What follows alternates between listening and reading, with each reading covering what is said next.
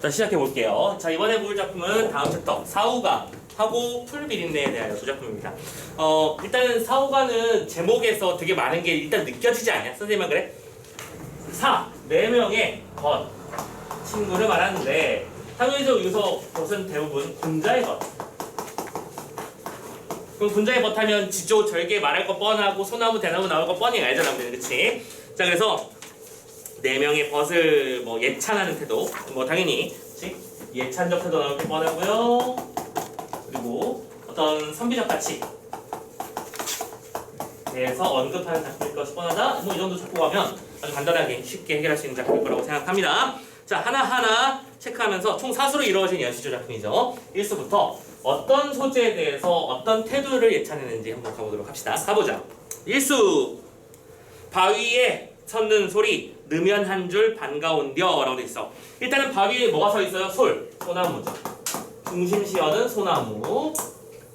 근데 그 바위에 서 있는 모습이 늠연하다 라고 돼 있는데 늠연함. 우리가 자주 보는 형태의 어휘는 아니죠. 느면하다는 얘기는 위풍당당 이런 느낌으로 이해하시면 되는 겁니다. 그 위풍이 당당해서 풍상을 겪고도 여위는 줄 전혀 없다. 그래서 자, 풍상을 겪더라도 여위지 않는다. 풍상이 무슨 뜻이거든? 바람과 설이잖아. 그러면 이건 당연하게도 세모시어가 되겠죠. 그렇죠? 풍상에도 여위지 않고 당당한 모습을 보여준다. 마지막으로 어쩌다 봄빛을 가져 고칠 줄 모르다니 라고 말하며 소나무라는 속성, 이 녀석은 속성이 뭐예요? 봄빛을 가져서. 그럼 봄빛은 어떤 얘기를 하는 걸까? 봄의 빛깔을 말하는 거니까 푸른색, 푸른빛을 말하는 거겠죠? 그래서 그 봄빛을 가져서 고칠 줄 모른다라고 말했어요. 고칠 줄 모른다는 얘기는 뭐예요? 자신의 어떤 성질을 잃지 않고 지니고 있다는 뜻이겠지? 고치지 않는다. 그래서 뭐랄까 영속성? 그래요, 영속성. 자신의 그 푸른 고유한 빛을 잃지 않는 태도에 대해서 뭐하는 수? 예찬하는 수? 이렇게 해서 첫 번째 수를 정리하면 됩니다. 금방이죠? 자, 아무튼 첫 번째 수에서는 소나무에 변치 않는 푸르름을 예찬했다라고 정리하시면 되겠고요. 자, 2수 넘어갑니다. 동리, 동쪽 울타리에 심은 국화가 있습니다. 자, 예상대로 또 나오죠, 국화. 자, 이 국화는요, 귀한 줄을 뉘 안하니, 이 존재는 뭐예요? 귀합니다. 너무 귀한 존재야. 그래서 춘광을 번쾌하고 엄상에 혼자 피니라고 되어 있습니다. 자, 춘광이죠, 미안. 춘광, 봄날의 따뜻한 햇볕을 굳이 번쾌한다는 얘기는 마다한다. 괜찮아요? 하면서 밀어두고 대신 언제 펴요? 엄상, 엄은 엄격, 어목한, 된 이런 뜻이죠. 그리고 설이 상자입니다. 그럼 여기서도 엄상이라는 단어가 부정적 이미지어로 대립되는 거. 자, 패턴이 같다는 거 보이시죠? 엄상에도 표현할 수 있어. 그래서 어즈버, 이거 감탄사랑 알고 있죠? 청고한 내 벗이 다만 낸가 하노라. 그래서 얘는 청고함. 푸르고 또 맑고 고결하다, 고매하다 이런 뜻이 되겠죠? 맑고 고결한 내 벗이 다만 너인가 하노라 하면서 여기서는 뭘 썼어요? 너. 의인법 썼죠? 의인법으로 한 번 더 강조하면서 대상이 지니고 있는 청고함의 태도에서 예찬하고 있습니다. 그렇죠? 어렵지 않아요. 참고로 지금 1수와 2수에는 계속해서 어떤 시어들이 나오고 있다? 시각적 시어들이 반복적으로 등장하고 있는 것도 보일 겁니다. 여기서 푸른빛이라고 하는 단어 사용했었고요. 여기서 국화는 엄상이나 좀 되는데 얘는 딱히 무슨 색깔이라고 말하긴 좀 그렇구나. 오케이. 아무튼 간에 시각적 심상 보이고 있다. 또요. 춘광. 그래요. 춘광이라는 단어를 뽑으면 되겠구나. 그렇지. 여기서도 그래. 여기 있었네. 여기서도 춘광이라고 하는 단어에서 푸른빛을 뽑아냈다면 국화에서도 방금 춘광을 마다하고 엄상을 간다고 했었죠. 그래서 똑같이 시각적 심상이 있는 거 확인해 주시면 되겠습니다. 자, 3수 넘어가자고요. 3수는 꽃이 무한어대. 꽃이 무한. 되게 많은 종류들이 있지만 매화를 심은 뜻은. 오케이. 매화. 하고 많은 꽃 중에 내가 매화를 심은 이유는 눈 속에 꽃이 피어 한빛인 줄 귀하도다. 얘도 귀하야. 근데 얘는 어디서 피어나기 때문이야? 눈에서 피어나기 때문이지. 자, 선생님이 노란색으로 쓰고 있는 대립적 시어들 전부 다 겨울이나, 그치? 추위와 관련되는 부정적 의미의 시어들이라는 거 확인해 주시면 되겠고요. 하지만 그 속에서도 피어나기 때문에 귀하고 훌륭하고 멋지다 라고 말하고 있는 거죠. 그래서 눈 속에 피었기 때문에 한빛인 줄 기억해요. 한빛이라고 하는 건 같은 빛이라는 겁니다. 그래서 하물며 그윽한 향기를 귀코 어이리 그윽한 향기가 있어서 귀하다 라고 하며, 자 여기서는 다른 면모가 뭐가 나온 거야? 후각적 심상을 사용했다는 거, 그치? 앞작품에서는 1수와 2수에서는 다 시각적 심상 위주로 이루어졌었고 3수에서도 당연히 눈에 흰색, 그치? 시각 심상 보이는데 여기서는 향기의 언급까지 했다는 거 차이점으로 잡아주시면 되겠습니다. 함수 봤고요. 자 마지막 사수입니다. 백설이 잦은 날에 대를 보려 창을 여니라고 돼 있죠. 자 대는 대나무죠. 내가 보고 싶은 건 백설이 아니고 대나무를 보려고 연 겁니다. 대나무. 그리고 여기서 대립되는 녀석은 뭐가 됐어? 벌써 나왔죠. 백설. 그쵸? 구조 비슷하게 보입니다. 그래서 창문을 열었더니 온갖 꽃 간데없고 대숲이 푸르르세라. 그렇지? 온갖 꽃은 간데없고요.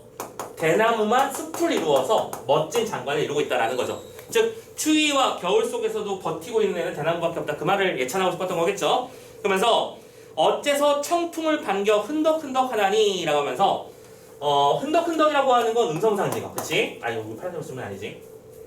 흔덕흔덕 하면서 반겨한다. 봄에 어떤 봄바람을 봄바람?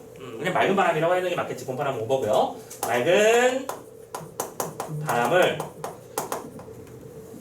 반기는 거죠. 잠깐만 이렇게 봤고요.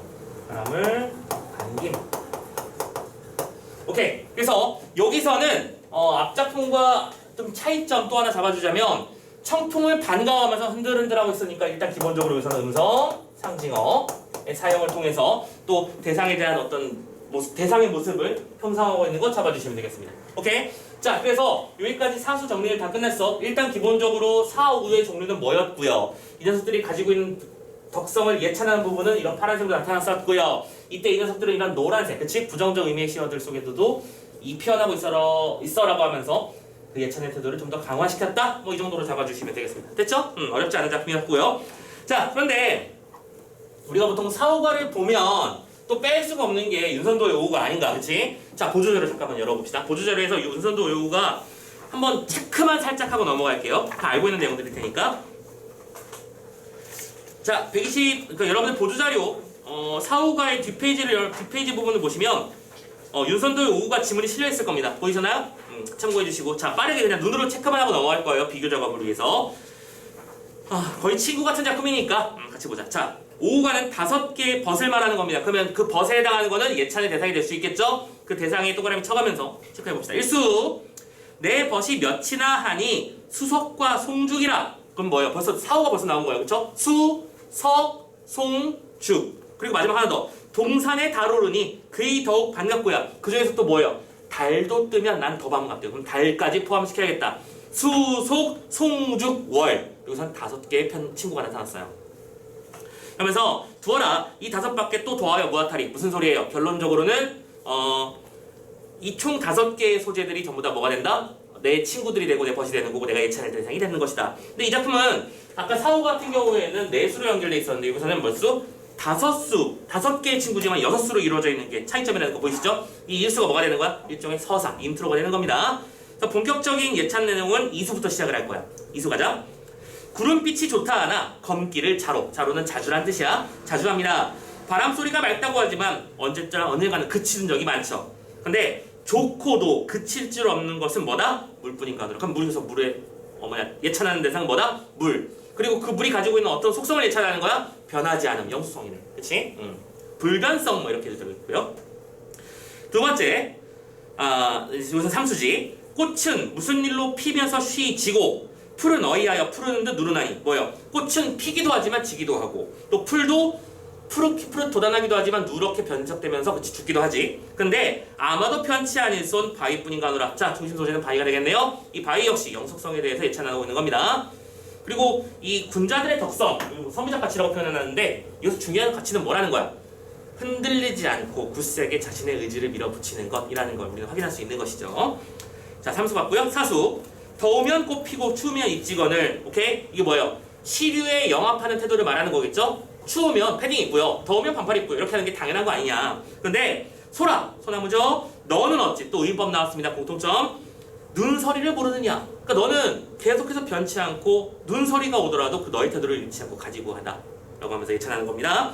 구천의 뿌리 곧은 줄 근로하여 안오라. 그치? 구천이라고 하는 건 저 깊이 있는 뿌리조차 너는 곧을 것이다 라고 예찬하면서 너의 한결같은 태도를 예찬하고 있고요. 의인법 나왔습니다. 우수갑니다. 나무도 아닌 것이 풀도 아닌 것이 곡기는 누이시키며 시험은 누이 비었느냐. 자, 이 녀석은 다른 수와 다르게 중심 소재에 대한 얘기가 마지막에 나와 있네요. 그러니까 중심 소재가 가지고 있는 속성을 먼저 얘기했습니다. 뭐예요? 나무도 아니고 풀도 아니야. 근데 얘는 너무나 똑바로 자라고 속이 비어있어. 그럼 뭘 하겠어? 대나무겠죠. 그래서 저렇게 사시의 푸른이 그를 좋아하노라. 한 사시사철 푸른 영속성 가지고 있는 대나무를 예찬했습니다. 마지막 육수. 작은 것이 높이 떠서 만물을 다 비추었습니다. 달 말하는 거 맞죠? 밤중에 광명하니 너만하니 또 있느냐. 여기서도 의인법이 나와 있고요. 달이 가지고 있는 세상을 밝게 비추는 속성에 대해서 말하고 있는 거고, 자신의 어떤 뜻을 세상 널리 펼쳐주는 그런 모습을 예찬하고 있는 겁니다. 하면서 보고도 말 아니하니 내 멋인가 하노라. 그렇다고 해서 자기 잘난 맛에 취해 있거나 그치 플렉스 한다거나 상대방을 까내리는 게 아니라 자기의 겸손을 잃지 않는 태도 역시 예찬하고 있다. 됐죠? 자, 간단하게 빠르게 한번 비교 작업을 위해서 첫 번째 4호가 5 같은 작품들을 봤습니다. 어쨌든 이런 작품들은 자연적 속성, 자연물을 통해 이 선비의 덕성을 예찬하는 형태의 작품이고 패턴이 비슷하게 흘러간다는 거 알아두시면 좋겠고요. 자, 첫 번째 작품은 그런 거였고요. 두 번째는 풀 비린내에 대하여. 이 작품도 쎄합니다. 왜 쎄하냐면 아마 이 작품도 여러분들 내신 대비 때 그치? 한번 들어본 적이 있는 작품일 수 있을 것 같아요. 몇몇 친구들은 아마 이미 많이 봐서 아는 작품일 수도 있고요. 자, 기본적으로 이 작품의 갈래는 뭐다? 수필이다. 그러면 수필이면 무슨 일을 해야 된다는 거 우리 한 3000번쯤 얘기했으니까 이제 더 이상 얘기 안 해도 되죠? 수필이면 포인트는 뭐다? 개성. 개성에서 포인트는 소재에 대한 태도. 그치? 중심 소재가 뭐고 그에 대해서 어떤 태도를 가지고 있는가. 참고로 제목에서는 풀비린내라고 되어 있는데요. 여기서 풀비린내라고 하는 건 정확하게 말하자면 곤충이나 우리 약한 존재들을 파괴하는 어떤 인간들의 어떤 파괴성에 대해서 말하는 것인데 그건 읽다 보면 나오죠. 자, 아무튼 거기에 대해서 어떤 성찰을 하고 있는지 한번 읽어보도록 합시다. 뭐 쭉쭉 가면 돼요. 어렵지 않아요. 자, 광주 피엔날레에서 태국의 수라시 쿠솔 웡이라는 작가의 감성적 기계라는 작품을 본 적이 있다. 자, 뭐예요? 화제 제기하면서 감성적 기계라고 하는 것을 통해서 뭔가 화제를 제시하고 있습니다. 화제 제시까지는 그렇긴 한데 이게 차니까 일단 읽어볼게. 왜 감성적 기계냐? 이 작품은 65년형 폭스바겐의 엔진, 핸들, 바퀴, 셰시 등을 완전히 다 제거하고 부속 그다음에 차체를 뒤집어서 그네 침대를 설치한 거야. 여러분들 뭐 차체하면 뻔히 느껴지는 그 그림 있죠? 이렇게 생긴. 오케이? 요걸 뒤집어서 거꾸로 이거를 받침대로 해가지고 거대한 그네를 만들어 놓은 거야. 그래서 그네 옆에는 타이어를 비롯한 부속을 재활용해 만든 의자들이 놓여 있었고요. 차체로 만들어진 그네 침대 속에서 아이들이 텔레비전을 보고 있는 동안 난 타이어를 쌓아 만든 의자에 걸터 앉아 그 감성적 기계를 바라보았다. 오케이? 자신이 겪었던 어떤 특정한 체험을 통해서 화제가 시작되고 있는 중입니다. 흔히 달리는 무기라고 불리우는 자동차가 완전히 해체됨으로써 새로운 용도로 거듭난 모습은 예술 고유의 전복성을 보여줄 뿐 아니라 자동차에 대한 생각을 곱씹어보게 했다. 오케이, 이러죠. 그러니까 감성적 기계는 결론적으로 뭐예요? 자동차입니다. 그리고 이 작품의 중심 소재는 솔직히 자동차이기도 하지요. 오케이? 근데 이 자동차에 대한 태도에 대해, 나의 태도에 대해서 지금부터 성찰해 볼 거야. 라고 하면서 이제 화제를 제기한 게 맞네요. 자, 기본적으로 그러면 요 감성적 기계라고 하는 소재가 가지고 있는 특성은 뭐예요? 일상적 의미를 전복한 거야. 전복하는 건 뒤집어 버린다는 뜻이죠. 원래 자동차라는 건 여기서 뭐라고 생각했어? 달리는 무기래요. 오케이? 그 뭐 음주운전이 좀 너무나 위험한 거 다들 잘 알고 있을 거고요. 그치? 또 졸음운전이나 음주운전이나 뭐 무면허 운전이나 너무 위험한 것들 많잖아. 누구나 살인자가 될 수 있는 도구 중에 하나 될 수 있다. 인간의 문명의 편의를 위해서 만들어진 거지만 동시에 그런 속성도 있다는 걸 말하는 거야. 있는 거야. 근데 중요한 건 이 작품의 키워드는 뭐였어? 무기가 될 수 있는 것을 오히려 아이들이 놀 수 있는 놀이기구로 바꿔놓음으로써 대상의 의미를 완전히 180도 뒤바꿔 버렸죠. 자, 그런 식으로 자동차라는 것에 대해서 화자가 가지고 있는, 글쓴이가 가지고 있는 어떤 인식이 뒤집히는 사건에 대해서 얘기해 볼 거라고 이 얘기를 시작하기 위해서 감성적 기계를 가져온 거네, 그치? 자, 그러면 실제로 한번 가봅시다. 그 무렵 나는 초보 딱지도 떼지 않은 상태여서 자동차가 주는 편리와 불안을 아주 예민하게 느끼고 있었습니다. 그쵸? 나중에 혹시 면허 딴 사람 있나? 아직은 없지. 고2 때부터 딸 수 있는 걸로 알고 있는데, 그러니까 주민등록증이 생기면 바로 딸 수 있거든요. 그래서 선생님 같은 경우에는 운전면허를 되게 늦게 땄어요. 원래는 처음에는 뚜벅이 생활에 익숙해져 있었고 굳이 내가 차가 필요해라고 생각하고 있었는데 선생님 와이프의, 그러니까 형님이죠. 와이프의 오빠가 차를 폐차하면서, 아니 폐차가 아니지, 차를 이제 넘기면서 새로 차를 뽑으시면서 야, 너 이 차 가져가. 멀쩡한데 그냥 팔기도 그렇고. 그래서 땡큐 하면서, 근데 내가 면허가 없잖아, 그치? 그래서 면허를 한 달 반 만에 따버렸어요. 면허 따버리고 바로 지방에 내려가서 마산에서 서울까지 그 차를 끌고 올라왔어요. 야, 식은땀이 등 뒤에 똘똘 흐르는 게 느껴지는데 아주 그냥 흥미 쫀득했어요. 처음에는 무섭잖아, 차가, 그치? 초보 운전인데. 물론 그때 이제 선생님 동생이 동승을 해줘가지고 덕분에 이제 편안하게 나름대로 안전하게 올 수 있었는데, 왜냐면 혼자 막 가서 다 줄 수는 없잖아, 그치? 아무튼 그랬었는데, 자, 그런 생각이 나네요. 아무튼 초보 딱지도 안 뗀 상태에서는 아주 편리하기도 하지만 불안하기도 해요. 나가면 뭐 주차는 어떻게 될지, 옆에 차랑 부딪히지 않을지 막 걱정이 되죠. 면허를 따놓고도 5년이 넘도록 차를 살 생각이 없었죠. 그런데 아이들을 데리고 객지, 먼 땅으로 이사를 하는 경우에는 하나부터 열까지 다 내 손이 필요했고 어쩔 수 없이 운전을 하게 됩니다. 물론 처음에는 출퇴근할 때나 장 볼 게 많을 때만 차를 가지고 다녔는데, 그러나 마음이 답답할 때는 그냥 차를 몰고 교외, 주변 변두리 지역으로 나가는 습관이 생겨나기 시작했고, 이게 흔히 말하는 드라이브죠. 실제적 목적이 없이도 차를 모는 일이 늘어갔어. 그래서 누구의 방해도 받지 않고 나를 어디로든 데려다 줄 수 있는 그 밀폐된 공간에 그렇게 뭐 했어? 길들여져 갔어. 자, 자동차의 의미야. 글쓴이에게 주어지는 자동에서의 자동차라는 것은 처음에는 뭐 했어요? 당연합니다. 불안합니다. 하지만 그 녀석은 나중에 편안함에 길들여지는 거죠. 편해요. 10보 이상은 자동차를 몬다. 이렇게 되는 거지, 나중에 극단적으로. 그렇지? 차가 있는데 뭐 타러 하면서 쓱 갖다 쓰고 오고. 선생님도 예전에 막 차가 좋았던 시절, 그러니까 차가 생기고 나면 막 이것저것 해보고 싶을 거 아니야, 그치? 나도 드라이버라는 거 가보고 싶고, 나도 내 손으로 멋지게 주유건도 꽂아보고 싶고 할 거 아니야. 그래서 가진 차를 타야 되는 이유를 만드는 거야, 처음에.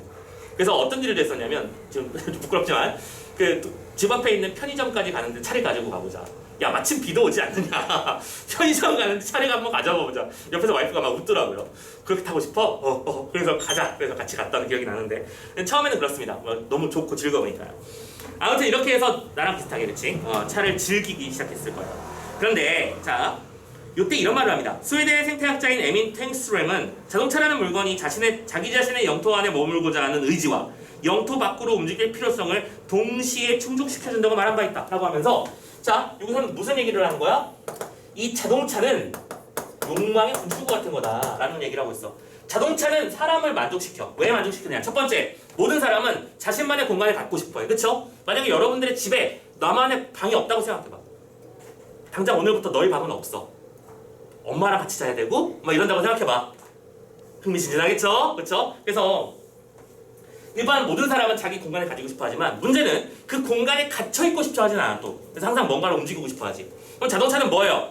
자동차에 타는 순간 그 공간 안은 내 거야. 그치? 내가 군림하는 공간이고 그 공간을 내가 어디든지 움직일 수도 있게 해주는 거잖아.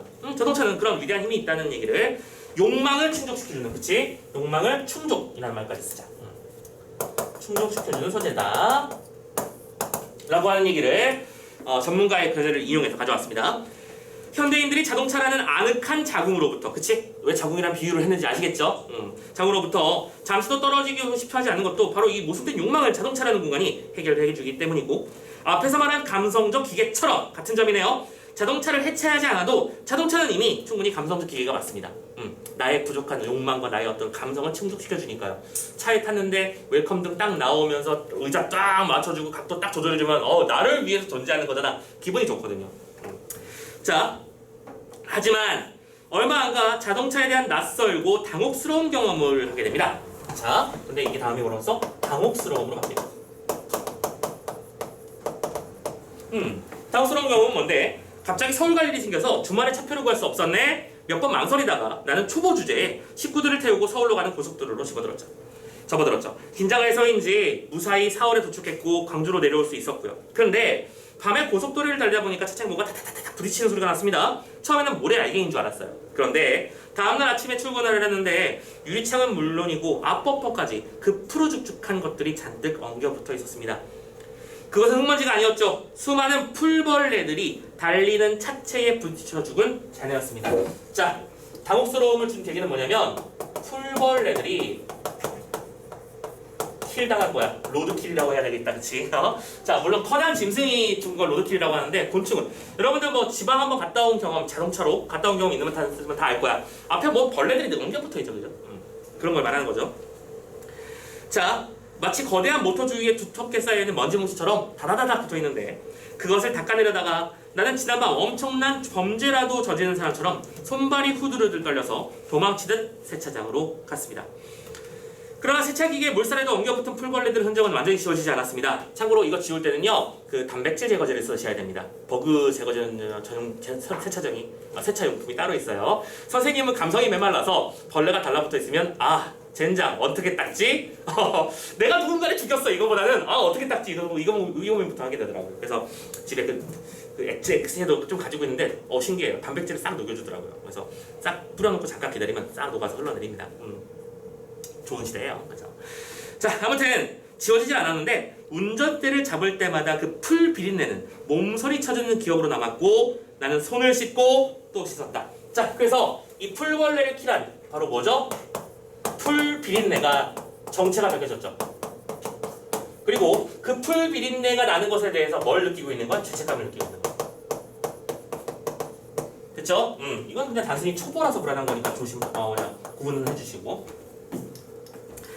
자, 시속 100km 정도의 속력에 그렇게 많은 풀벌레가 진익이 졌다는 것도 믿기 어려웠지만 이런 살상의 경험을 모든 운전들이 초경처럼 겪었을 것이라는 사실이야말로 나에게는 예상치 못한 충격이었어.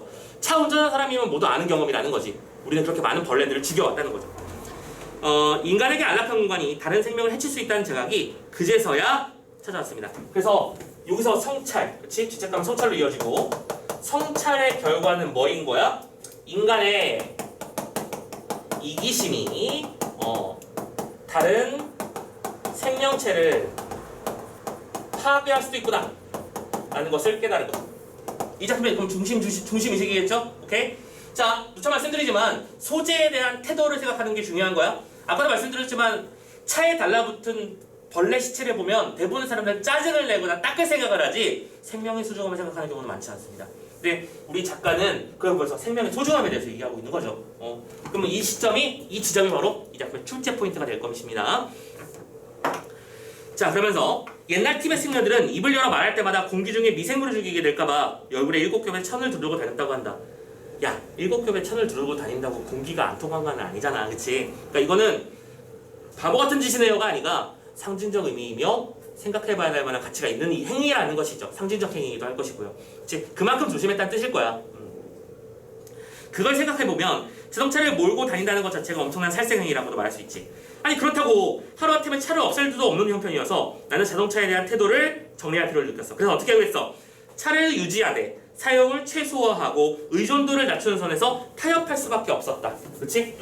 결국에는 타협이라는 결론까지 이르렀어요. 내가 그렇다고 차를 이용하지 않을 수는 없다는 거야. 필요해서 산 거니까. 그러니까 괜히 편의점 갈 때 운전하지 말고요. 근데 참고로 이것도 웃기는 건 개인적인 생각입니다. 편의점에 갈 때 살짝 움직이는 정도로는 풀벌레를 죽일 수 없어요. 그죠? 그러니까 꼭 필요한 경우가 아니라면 차 운행 자체를 좀 자제하겠다. 이런 의도로 생각해 주시면 될 것 같아요. 아무튼 그리고 그 감성적 기계의 편안함에 길들여지려는 순간마다 그것이 풀 비린내뿐만 아니라 피비린내를 불러올 수 있다는 자각도 잊지 않으려고 합니다. 그렇죠?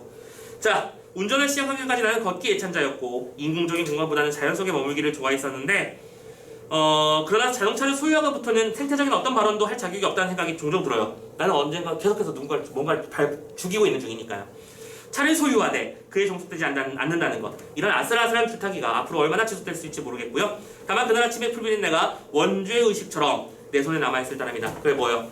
마지막에 이 원죄 의식이라고 하는 단어는 뭐겠다? 반성적 태도를 앞으로 계속해서 유지해 나가겠다라는 뜻이겠죠? 원죄라는 말은 몸에 새겨져 있는 지울 수 없는 죄의식을 말하는 거니까요.